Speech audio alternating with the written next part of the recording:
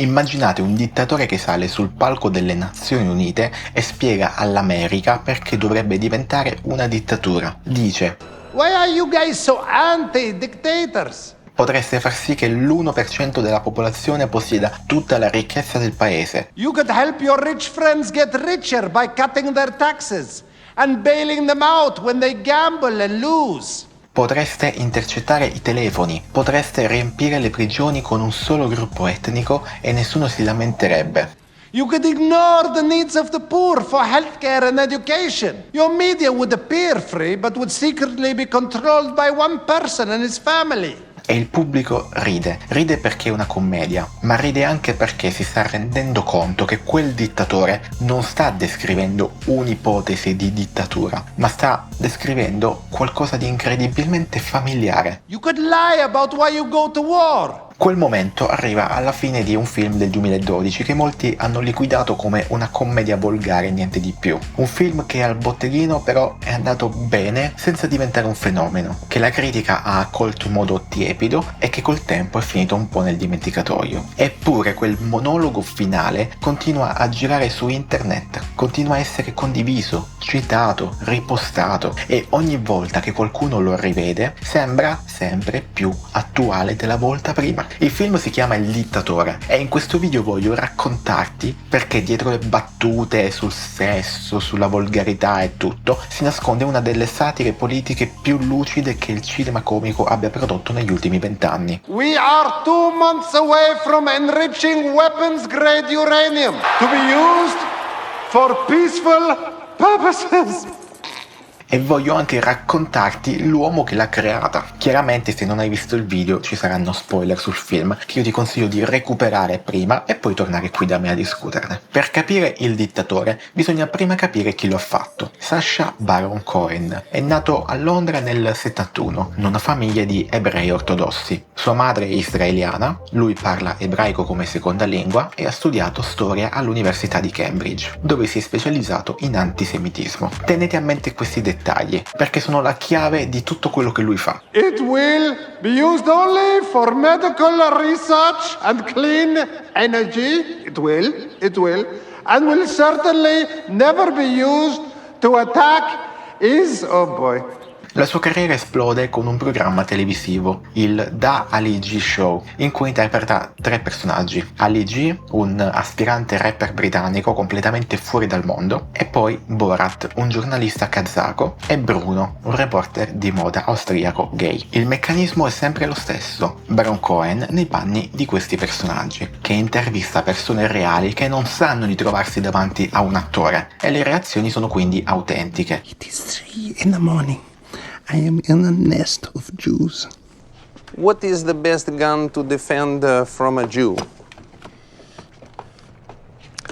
I would recommend either a 9mm or a 45. Il comico risulta quindi non essere lui, ma la realtà che viene fuori dalle persone in quelle situazioni. Quindi quando abbassano la guardia. Ali G intervista politici che rispondono seriamente alle domande più assurde. Borat porta a galla il razzismo con una naturalezza disarmante. Bruno mette le persone di fronte alla propria omofobia. Da questi personaggi nascono dei film. Borat nel 2006, che avrà anche poi un seguito, Bruno nel 2009, e un giorno ci farò anche un video dedicato a questa fase della carriera di Baron Cohen, perché merita veramente un discorso a parte. Quei film là sono qualcosa di tanto particolare quanto assurdo, che se non avete visto vi invito a recuperare. Ma il punto è questo: fino al 2012 il suo metodo si basava interamente sull'interazione con persone ignare. La comicità veniva quindi dal caos reale, dal pericolo vero. Baron Cohen rischiava di essere picchiato, arrestato o peggio, e quello era il succo di tutto. Poi però arriva il dittatore e qui cambia tutto. Per la prima volta Baron Cohen gira un film con una sceneggiatura tradizionale, attori professionisti, una trama convenzionale, niente telecamere nascoste, niente persone ignare, niente pericolo reale. La domanda che quindi tutti si facevano era legittima: può funzionare Sacha Baron Cohen senza quel caos? Può far ridere in un ambiente controllato? La risposta, come vedremo, è complicata. A me personalmente ha funzionato molto bene. For 1 second, Pretend that I'm an idiot.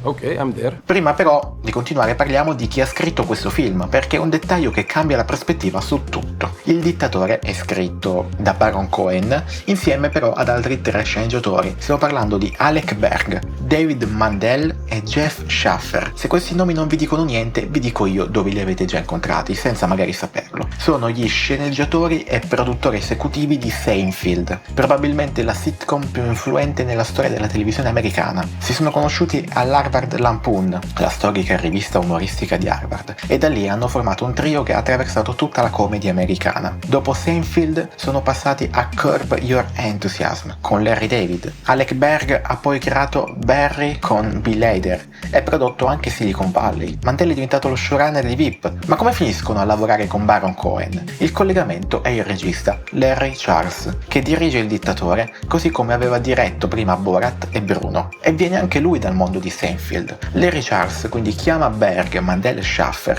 per dare una mano al montaggio di Borat. Qui conoscono Baron Cohen e nasce una collaborazione. Propongono a Baron Cohen diverse idee per un nuovo film, tra cui c'è anche quella de Il dittatore. Oh no. What's wrong? I'm sorry. It's bad news. It's a girl. Where's the trash can? Lui dice no a tutto e poi, dopo qualche giorno, richiama e dice che quell'idea del dittatore gli si è piantata in testa. Perché è importante? Perché spiega una cosa che si sente guardando il film: la struttura, le running gag che ritornano, il missile che deve essere a punta, i nomi inventati al ristorante, il rapporto tra Aladdin e Nadal funzionano con la precisione di un meccanismo a orologeria. Setup, callback, payoff. Quella non è anarchia comica, è architettura di Seinfeld applicata a un film di Baron Cohen. If it's too round on the top, it needs to be pointy. Round is not scary. Pointy is scary. Ed è anche il motivo per cui, nonostante i difetti, il film ha un ritmo che non si perde mai del tutto. The missile is now pointy. Who cares if it's pointy? Dura esattamente quanto deve durare, né un minuto in più né un minuto in meno. Pensateci, dura poco più di 1 ora e 20. Il protagonista del film è l'ammiraglio generale Hafez Aladdin, dittatore supremo della Repubblica di Wadiya, uno stato fittizio del Nord Africa, ma fittizio fino a un certo punto, perché Aladdin non è un personaggio inventato dal nulla, anzi è stato costruito pezzo per pezzo come un mostro di Frankenstein, usando pezzi di dittatori reali. L'ispirazione principale, dichiarata da Sacha Baron Cohen stesso, è Gheddafi. Da Gheddafi arriva l'elemento più iconico del personaggio, e cioè le guardie del corpo, tutte donne. Non è un'invenzione comica. Gheddafi aveva davvero una scorta personale tutta al femminile, la cosiddetta guardia amazzonica, ed è da Gheddafi che arriva anche il palazzo dorato nel deserto, lo stile di vita sfarzosamente grottesco e l'atteggiamento di un uomo così immerso nel proprio potere da avere perso ogni contatto con la realtà. E non è un caso che i filmati d'archivio nel trailer del film siano proprio i discorsi di Obama e Cameron, che condannavano Gheddafi durante la guerra civile libica del 2011, circa un anno prima dell'uscita del film. Da Saddam Hussein invece arriva un altro pezzo fondamentale, i sosia. Nel film Aladdin ha un body double che viene usato per le situazioni pericolose. Looks like we need to find a new double. Ed è poi anche su questo doppio che si regge tutta la trama del film, perché lo zio Tamir lo sostituisce con il sosia per poter prendere il potere. Saddam Hussein usava davvero dei sosia, era ossessionato dal timore degli attentati. Da Saddam arriva poi anche il programma nucleare come punto di tensione con la comunità internazionale. La Paramount ha perfino dichiarato che il film si ispira al romanzo Zabiba Air, scritto da Saddam in persona, anche se poi si è chiarito che non è ovviamente un adattamento diretto. Kim Jong-il è il terzo tassello. Il film si apre con una dedica in love in memory a Kim Jong-il, morto nel dicembre del 2011. Da Kim arriva il culto della personalità, spinto oltre ogni limite dell'assurdo. Guardiamo alle Olimpiadi private in cui Aladdin vince 14 medaglie d'oro. Eccentric and with unlimited oil wealth, he recently hosted his own Olympic Games. Ricordano le leggende della propaganda nordcoreana in cui Kim Jong-il sosteneva di aver fatto 11 buche in uno alla sua prima partita di golf. At which he won 14 gold medals. Il dito alzato nei discorsi è poi preso da Fidel Castro, e il fatto che Aladdin cambi 300 parole della lingua di Wadiya sostituendole con Aladdin, incluse le parole positivo e negativo. You are HIV Aladdin?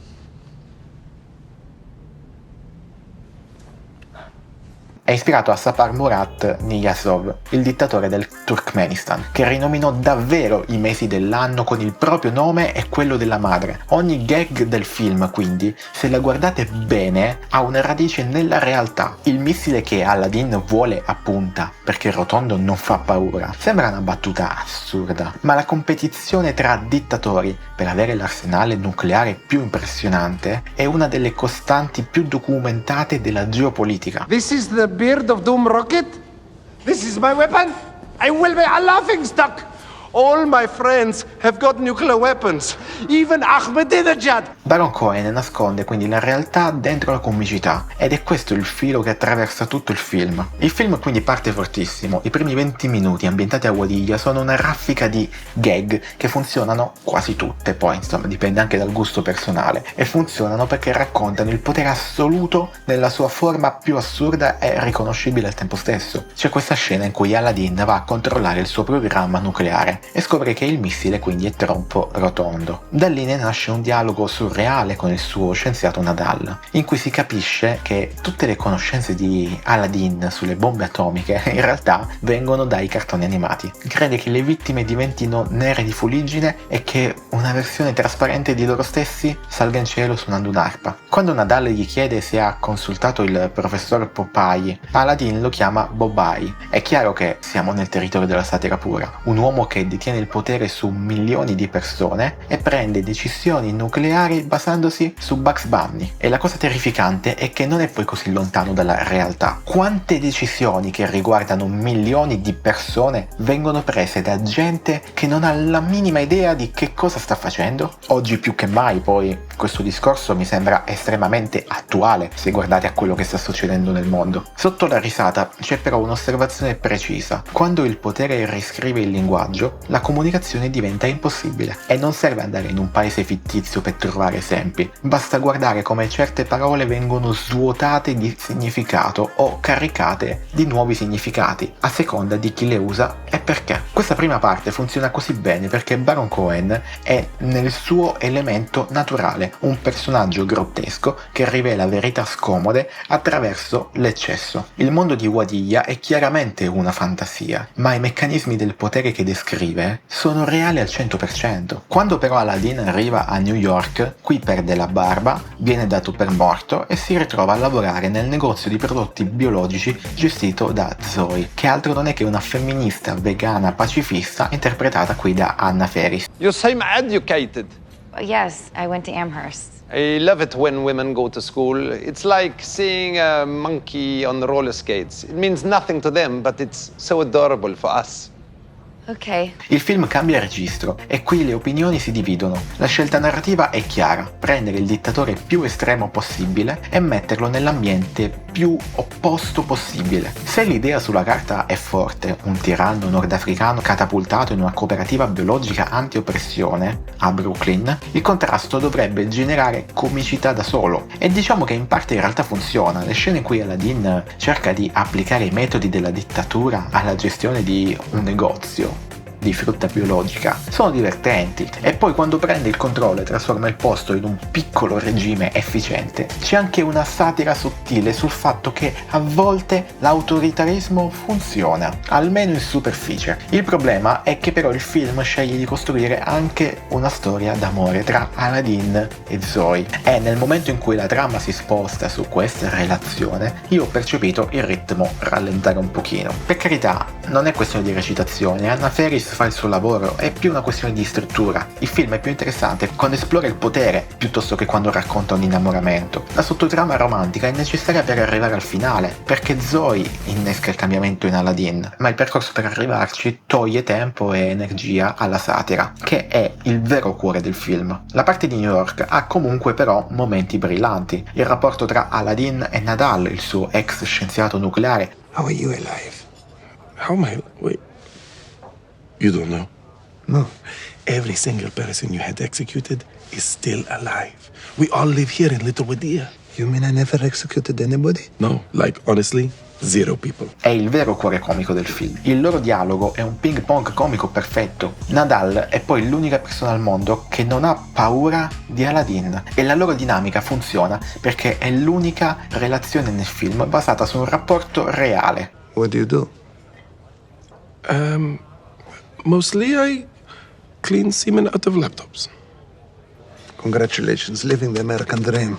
Per quanto disfunzionale e di convenienza, è comunque reale. C'è una scena in cui i due salgono su un elicottero turistico a New York e, parlando tra loro in wadiano, iniziano a dire frasi come 9/11, cioè l'11 settembre, poi 2012, cioè l'anno in cui è ambientato il film, poi Empire State Building, Statua della Libertà, e con loro ci sono altri due turisti che chiaramente, sentendo queste cose in questa lingua quasi araba, si terrorizzano. A 9/11. Oh, 9/11, it's the best. È una gag che funziona su due livelli, è divertente per l'equivoco, ma è anche un commento preciso sulla paranoia post 11 settembre, su come certe parole dette da certe persone con un certo aspetto diventino automaticamente sospette. You see a Middle Easterner on an aircraft, and you just assume that he's hatching some violent plot? Alison Burgers is a persecuted dissident, not a murderous madman! Il film è del 2012 e quel tipo di paranoia non è per niente scomparsa. Arriviamo adesso al momento, quello verso cui converge tutto il film e in un certo senso anche questo video. Aladdin riesce a riprendere il suo posto dal sosia, sale sul palco dove dovrebbe firmare la nuova Costituzione democratica di Wadiya, ma qui strappa il documento davanti al mondo intero. E poi succede qualcosa di inaspettato. Tra il pubblico vede Zoe e decide di cambiare rotta, ma non nel modo in cui vi aspettereste. Non fa un discorso sentimentale, non dice ho imparato la lezione. Quello che fa è rivolgersi alla platea e chiedere: Why are you guys so anti-dictators? Imagine if America was a dictatorship. E poi inizia ad elencare tutti quelli che sono i vantaggi dell'essere una dittatura secondo lui. E il fatto è che ogni singolo punto che lui elenca è qualcosa che in realtà succede già in America. Lasciare che l'1% della popolazione possieda tutta la ricchezza, tagliare le tasse ai ricchi e salvarli quando magari scommettono e perdono soldi, ignorare i bisogni dei poveri, della sanità e dell'istruzione, avere dei media che sembrano liberi ma che in realtà sono controllati da una persona sola e dalla sua famiglia, intercettare i telefoni, torturare prigionieri stranieri, truccare le elezioni, mentire sulle ragioni per cui si va in guerra. Questo è veramente il momento in cui il film smette di essere una commedia e diventa qualcos'altro. Il pubblico ride, ma il riso si spegne a metà. Ma ti rendi conto che non sta esagerando, sta descrivendo, e la forza del monologo sta proprio nel meccanismo retorico. Lui è un dittatore che parla, quindi tutto quello che dice dovrebbe essere assurdo per definizione, ma non lo è. You could use the media to scare the people into supporting policies that are against their interests. I know this is hard for you Americans to imagine, but please try. E questa dissonanza tra chi parla e cosa dice è ciò che rende quel momento devastante. Ora, questo discorso non nasce dal nulla, ha un antenato preciso e Baron Cohen lo sa benissimo, tanto che Aladdin stesso, in un momento precedente del film, si definisce l'ultimo dei grandi dittatori. You are the last great dictator. All of the others are gone. Gaddafi, Saddam, Kim Jong, Cheney. È una citazione diretta de Il grande dittatore, film di Charlie Chaplin del 1940. Anche nel film di Chaplin c'è un dittatore, che è la parodia di Hitler, e c'è un sosia innocente, un barbiere ebreo. Anche lì il sosia finisce per sostituire il dittatore e fare un discorso davanti alla nazione, ma il discorso di Chaplin va nella direzione opposta. Altro non è che un appello diretto, sincero, quasi disperato alla fratellanza umana. Soldiers, in the name of democracy, let us all unite! Chaplin rompe la quarta parete e parla direttamente al pubblico, chiedendo di combattere per la democrazia, per la ragione, per un mondo dove la scienza e il progresso portino alla felicità di tutti. È un discorso che può commuovere ancora oggi, a 86 anni di distanza. E Baron Cohen fa la stessa cosa, un dittatore che parla di democrazia, ma ribaltando completamente l'approccio. Quindi dove Chaplin supplica, Baron Cohen provoca. Dove Chaplin dice la democrazia è bella, combattete per essa, Baron Cohen dice la dittatura è fantastica, e guarda caso è esattamente quello che avete già.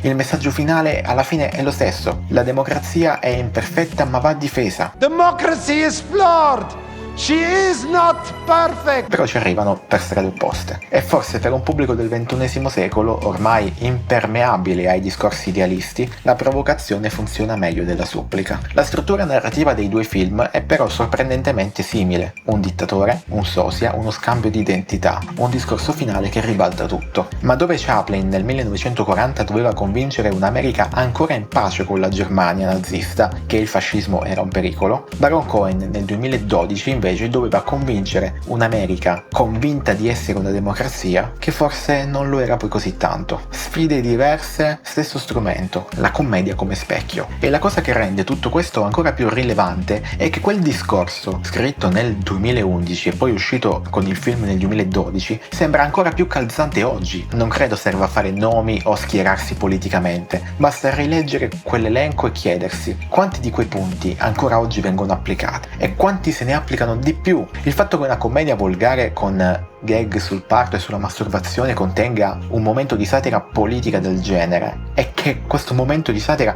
invecchi così bene la dice lunga su quanto Baron Cohen sappia cosa sta facendo, anche quando sembra che stia semplicemente facendo il cretino. Dopo il monologo politico poi Aladdin fa una cosa ancora più interessante. Inizia a parlare della democrazia come se fosse una persona e la descrive esattamente come Zoe. Democracy has hairy armpits. Ti bacia perché vuole farlo, non perché suo padre nella stanza accanto incatenato un termosifone con gli elettrodi attaccati ai capezzoli. È un passaggio geniale perché fonde i due binari del film, la satira politica e la storia d'amore, in un unico momento. Aladdin qui non sta semplicemente scegliendo la democrazia, ma sta scegliendo una cosa imperfetta, disordinata, fastidiosa ma autentica, e lo sta facendo davanti al mondo intero, rinunciando quindi al potere assoluto. La democrazia non è bella, non è efficiente, non è comoda, ma è l'unica cosa che funziona con il consenso e non con la paura. È quel tipo di messaggio che in un film drammatico suonerebbe retorico e pesante, mentre dentro una commedia dove 5 minuti prima c'era un uomo appeso a una teleferica che letteralmente cacava in testa alle persone su New York,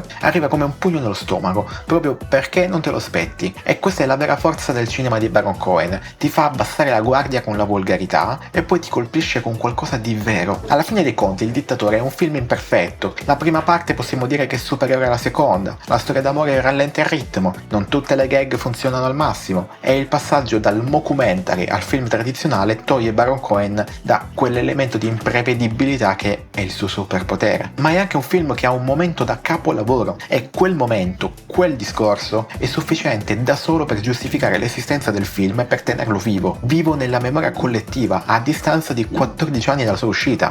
Il dittatore è il film in cui Sacha Baron Cohen ha dimostrato di poter fare qualcosa di diverso da quello che ci si aspettava da lui. Non è il suo film migliore, ma è forse il suo più ambizioso. È il punto in cui un comico noto per le telecamere nascoste e le gag di cattivo gusto ha provato a fare quello che aveva già fatto Chaplin, usare un dittatore finto per dire qualcosa di vero sul mondo reale. Per carità, non ci sarà riuscito con la stessa coerenza di Chaplin, ma in quei 3 minuti nel finale ci è andato vicinissimo. I'm Jewish. What? Mazel tov. Are you okay? That's fine. I don't mind. That's great. Come here, my love. E in un mondo dove i confini tra democrazia e autoritarismo diventano sempre più sfumati, dove le parole vengono riscritte e i fatti vengono negati, forse abbiamo bisogno di un dittatore immaginario che ci ricordi cosa rischiamo di perdere. Perché la democrazia è la peggiore forma di governo, escluse tutte le altre che sono state sperimentate. E questa cosa non la dico io, lo diceva Churchill, ma anche Aladdin a modo suo lo sapeva già. Io sono Gabriele e se ti piacciono video analisi di questo tipo su film e serie TV ti invito a iscriverti al canale per non perderti le prossime. Se hai apprezzato il video, il mi piace me lo fa capire e per qualsiasi cosa qui sotto sta nei commenti possiamo discutere lì. Ci vediamo al prossimo.